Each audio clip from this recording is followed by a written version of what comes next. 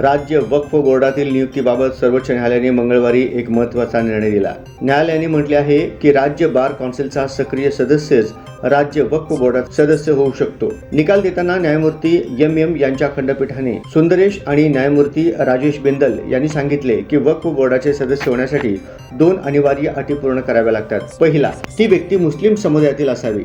दुसरे म्हणजे संसद, राज्य विधानसभा किंवा बार कौन्सिलचे सदस्य म्हणून सक्रिय पद असावे। सर्वोच्च न्यायालयाने मणिपूर उच्च न्यायालयाचा निर्णय चुकीचा असल्याचे म्हटले आहे, ज्यामध्ये उच्च न्यायालयाने म्हटले होते की कायद्यात स्पष्ट नाही की बार कौन्सिलमधून एखाद्याला काढून टाकल्यानंतर वक्फ बोर्डाचे सदस्यत्व देखील संपेल। याबाबत संपूर्ण प्रकरण काय ते जाणून घ्या। राज्य वक्फ बोर्डाचे हे प्रकरण मणिपूरचे मोहम्मद फिरोज अहमद खालिद यांच्याशी संबंधित होते, ज्यांना फेब्रुवारी 2023 मध्ये मणिपूर वक्फ बोर्डाचे सदस्य म्हणून नियुक्त करण्यात आले होते। डिसेंबर 2022च्या निवडणुकीत बार कौन्सिलचे सदस्य झाल्यानंतर ते वक्फ बोर्डात सामील झाले होते। त्यांनी बार कौन्सिलच्या निवडणुकीत पराभूत झाले।